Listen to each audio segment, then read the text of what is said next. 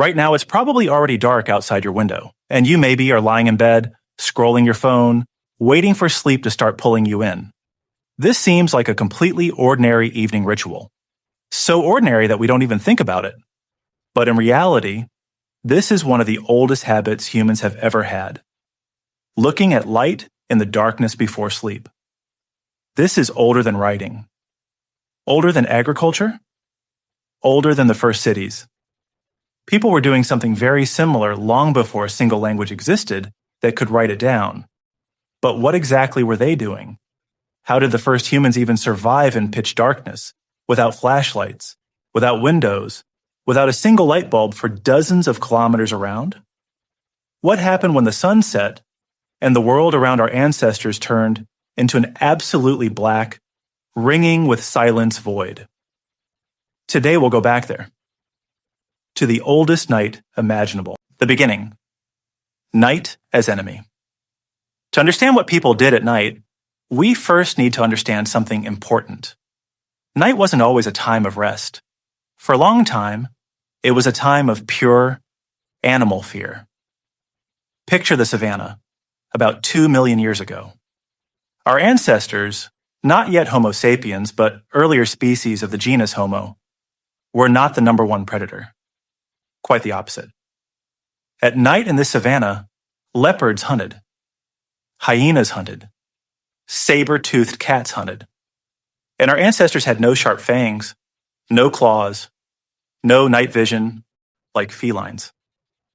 We only had weak eyes, weak teeth, and very slow legs. Night turned a human from a creature that could run and hide during the day into easy prey. Think about that. Every night was a lottery for survival. Scientists studying primate behavior note, most apes have a clear sleep hierarchy. The weakest and youngest individuals sleep in the center of the group, while the strongest sleep on the edges, taking on the main risk. Perhaps early humans had something similar, only we didn't have fangs or strength to defend the group from the edge. That's exactly why the earliest human settlements are almost always found in places that are easy to defend, in caves, on rocky outcrops, near natural shelters. Night dictated where you could even live. But there's a problem here. Just hiding wasn't enough. Predators could still smell the human, hear the breathing, find sleeping people even in the most secluded crevices. Something more than just a lucky hiding spot was needed. And about 1 million years ago, something happened that changed absolutely everything. The first fire, Wonderwerk Cave. In South Africa, there's a cave called Wonderwerk. It's there that archaeologists found some of the earliest convincing traces of controlled fire. Burn bones and ash about 1 million years old. This wasn't an accidental forest fire. Judging by the location of the ash deep inside the cave, the fire was brought there and maintained deliberately. Picture this moment. A creature, not yet fully like us, saw for the first time that darkness was retreating. Not because the sun rose, but because one of its kin was holding a small piece of light in its hands. This changed absolutely everything. Predators, for whom humans had always been easy prey in the dark, began avoiding fire. Light and heat repelled lions no worse than an actual weapon. For the first time in millions of years, night stopped being exclusively a time of danger. It began turning into something else. But let's pause here for a second. Fire didn't appear ready-made on its own. Someone had to learn how to obtain it, maintain it, carry it from place to place.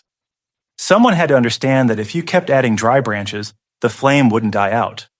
This was, in essence, the first complex technological discovery in human history. Not a tool, not a weapon, but the mastery of an element. And it changed forever how people spent their nights. Swartkrans, the cave where they slept in a circle. Another important site is Swartkrans Cave, also in South Africa. There, burn bones almost 1 million years old were found, indicating regular use of fire across generations. Scientists suggest that it was around such campfires that one of humanity's first social rituals formed. Sleeping in a circle. People lay down to sleep not haphazardly, but in a semicircle around a central hearth, backs to the darkness, facing each other and the fire. This wasn't just a comfortable position. It was a survival strategy. Whoever slept on the edge risked more. Whoever slept in the center was safer. Some researchers believe that this is where early human social hierarchy originated. Where you slept at night determined how significant you were to the group. Yes, getting a spot right by the fire was, in essence, the earliest version of a VIP seat. But fire gave humans not just protection, it gave something even more unexpected: the fire watch. Here's the thing: fire doesn't maintain itself. Someone had to stay awake. Scientists studying modern hunter-gatherer groups, for example, tribes of the Kalahari region, note, even today in such groups, there's an unspoken night watch. 1 or 2 people stay awake, add wood, watch the fire, and listen to the sounds of darkness. Anthropologists suggest that a similar practice existed for tens of thousands of years. This means that night for ancient people was never completely defenseless. Someone was always awake for everyone else. Imagine what that's like. Sitting in the dark, listening to twigs snapping somewhere far off, not knowing, is it the wind or something alive? Every rustle could be either nothing or the end of everything. It's in exactly these moments that humans possibly began forming something other animals didn't have: the ability to invent explanations for what couldn't be seen. And this is where the truly interesting part of the story begins, because a human keeping watch by the fire isn't just a guard. They're the first storyteller in human history. Nighttime stories by the fire. In the early 2000s, anthropologist Polly Wiesner conducted research among the Kalahari Bushmen, the Jew/Hawansi people. She noticed an interesting pattern. During the day, these people's conversations were practical, about food, about work, about conflicts within the group. But at night, by the fire, the topics of conversation changed dramatically. During the day, there were few stories. At night, almost all stories. People told myths, legends about spirits, stories about ancestors, jokes, tales for children. Wiesner suggested that fire itself created the conditions for the emergence of oral storytelling as such. Think about that. During the day, you need to survive. At night, by the safe light of the fire, finally there's time to think, imagine, tell stories. Here's why this is so important. Perhaps the very first stories, myths, and legends in human history were born not in daylight, but precisely in darkness, by the fire. Night became a time of culture long before a single word was ever written on paper. And what's especially interesting, Wiesner's research showed something else too. Nighttime stories were almost never aggressive or conflict-driven. They brought people closer together, strengthened bonds within the group, passed knowledge to the younger ones. Perhaps it was night, not day. That was the time when human society truly learned to be a society. Neanderthals and their night. But it wasn't only Homo sapiens who spent evenings by the fire. Neanderthals lived in Europe for tens of thousands of years, and archaeological findings at sites like Abric-Romany Cave in Spain show clear traces of structured hearths. Moreover, these hearths weren't arranged chaotically. Judging by the findings, Neanderthals clearly organized the space around the fire. A place for sleeping, a place for butchering food, a place for tools. This means Neanderthals also created a kind of nighttime routine. There's even evidence that Neanderthals may have used simple oil lamps, hollows in stone filled with animal fat, with a wick made of moss or dry grass. A light that didn't burn all night, but only briefly. But even that was enough to push back the thickest darkness for at least a few hours. There's one more detail that makes you think. In some Neanderthal caves, archaeologists find eagle bones with clear signs of processing. Apparently feathers were made into ornaments. Why would a Neanderthal, who hunted all day just to survive, spend the evening making decorations? Perhaps the answer is simple. Because at night, by the fire, there was time not only to survive, but simply to be. To do something that had no practical use, but had meaning. However, for Homo sapiens themselves, night worked a bit differently than we think today. And here's where a truly unexpected turn in the story begins. Sleep split in half. In the 1990s, historian Roger E. Kirch began studying documents from the late Middle Ages and Renaissance. Court records, diaries, medical records. And he noticed a strange detail. In dozens of texts, a first sleep and a second sleep were mentioned, as if these were two separate, distinct periods of rest. People went to bed shortly after sunset, slept for several hours, then woke up in the middle of the night for about an hour or two. And here's what they did during this waking window between the two sleeps. They prayed, talked with bedmates, pondered dreams, sometimes did household chores, and sometimes simply lay in the dark, thinking, then fell asleep again until morning. E. Kirch suggested that this split, two-phase sleep might have been natural for humans for thousands of years, long before the appearance of artificial lighting, and this was confirmed not only in archives. In the 1990s, psychiatrist Thomas Edison conducted an experiment. He placed a group of volunteers in conditions without artificial light for several weeks, leaving them only the natural cycle of day and night. After some time, all the participants' sleep split on its own into two blocks with a period of calm wakefulness between them. That is, the human body, deprived of electric light, returns on its own to this ancient rhythm. But here's the thing. If people have woken up in the middle of the night since time immemorial, that means the earliest humans, too, likely had this strange period of wakefulness in the dark. That very hour or two when the fire had almost burned down and dawn was still far away. Night and the first rituals. It's precisely these quiet nighttime hours, apparently, that became the time when something very important for humanity was born: religious beliefs. In darkness, without distracting daytime tasks, the human mind begins working differently.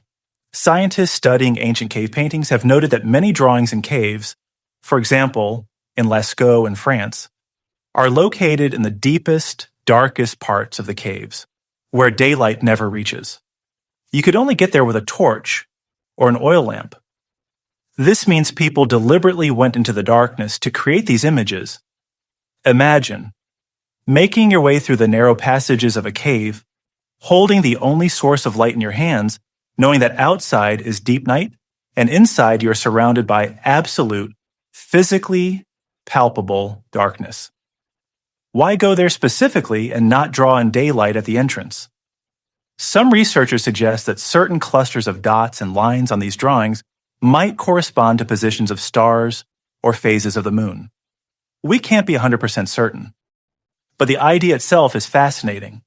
Perhaps gazing at the night sky, with no artificial light except their own torch, the first humans began to wonder, what's up there?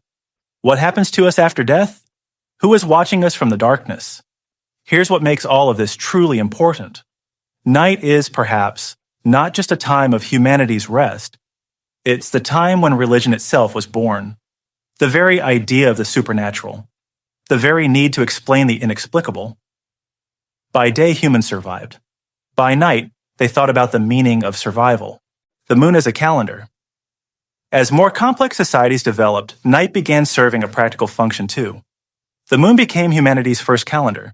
Archaeologists found an artifact known as the Shango bone, discovered in the Democratic Republic of Congo, about 20,000 years old. On this bone are rows of notches, which many researchers interpret as a count of lunar cycles. That is, already 20,000 years ago, people may have specifically tracked the night sky to keep track of time. Night became not just a time of fear or rest, it became a tool.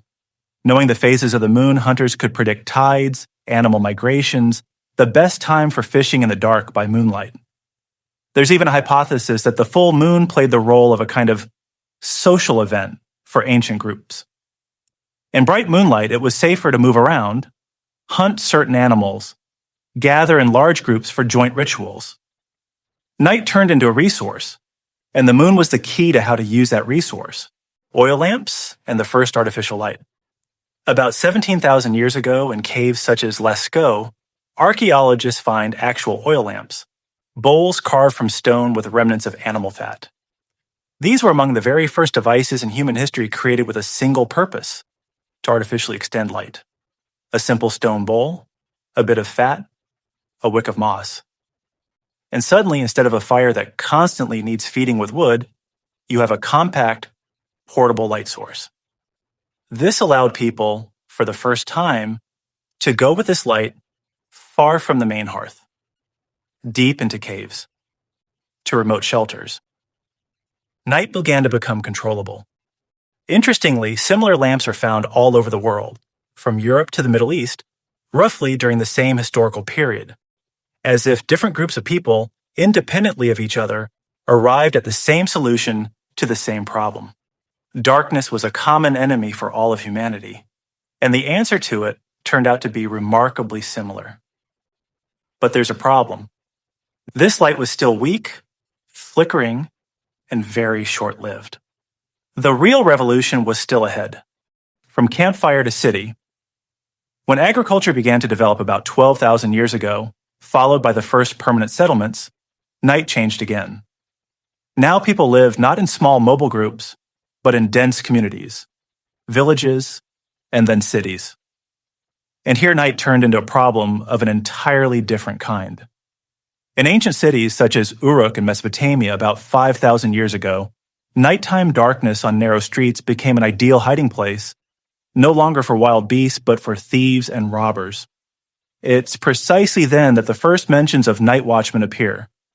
People whose job was to patrol city streets with torches specifically during the dark hours. Night became dangerous again, but now the danger came not from lions, but from other people. Interestingly, almost every ancient civilization independently developed laws concerning nighttime specifically.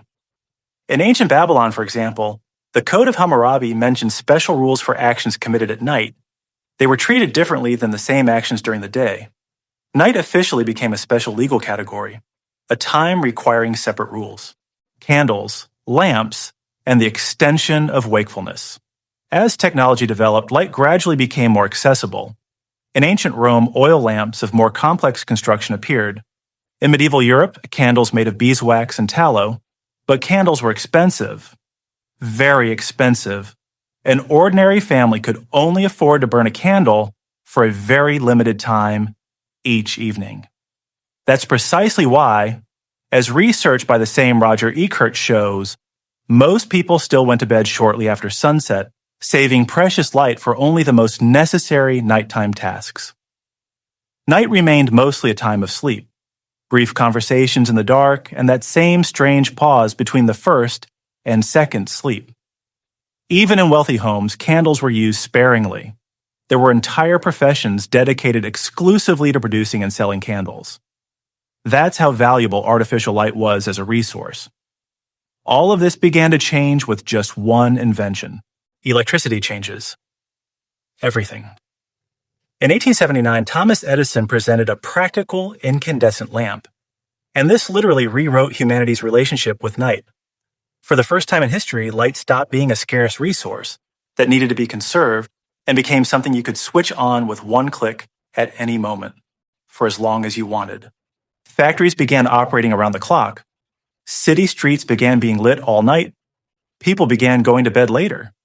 Sleep studies conducted already in the 20th century show, with the spread of electric lighting, the average duration of human sleep decreased by about an hour to an hour and a half compared to pre-industrial eras. That same sleep split into two parts, which Ekert wrote about, practically disappeared. People stopped waking up in the middle of the night and began striving to sleep in one continuous block. Night, which for thousands of years had been a time of darkness, fear, stories by the fire, and quiet reflection between sleeps, suddenly became simply an extension of the day. So, now, the full picture. It all began a million years ago in Wonderwerk Cave, where someone first brought fire inside and made the darkness retreat. It continued at the fires of Swartkrans, where people slept in a circle, backs to the darkness, trusting each other with their safety, while one person always stayed on watch, listening to the sounds of night. It developed into nighttime stories by the fire, where perhaps the very art of storytelling was born, where myths and legends strengthened bonds within the group long before the appearance of writing. It continued among the Neanderthals, who also organized their night around fire, finding time not only for survival, but also for ornaments that served no practical purpose. It deepened into the quiet hours between the first and second sleep, when the human mind first began asking questions about the stars, about death, about the meaning of existence, venturing with a torch into the darkest corners of caves. It took shape in lunar calendars, allowing the prediction of tides and animal migrations, in oil lamps, which became humanity's first portable light. And finally, it arrived at the night watch of ancient cities, at the expensive candles of the Middle Ages, and then at electric light, which destroyed the old natural sleep rhythm that had existed for hundreds of thousands of years. And here you are tonight, lying in bed with a phone in your hands, looking at a small glowing screen in the dark. This is, in essence, the same thing a human did 1,000,000 years ago, looking at fire. Only instead of a campfire, a screen. Instead of myths and legends, videos, and messages. Instead of stars, notifications. You look at light in the darkness before sleep, because your distant ancestors did exactly the same thing, every night, for thousands of generations in a row. To be human means to fear the darkness, but at the same time, to find within it stories, meaning, and closeness with other people. Maybe that's exactly why we're still drawn to light before sleep to this day. It's not just a habit. It's something we carry within us from that very first night by the fire 1,000,000 years ago. If you found it interesting to learn what lies behind such simple, everyday things, maybe it's worth staying and seeing what other habits we inherited from the very first humans on Earth.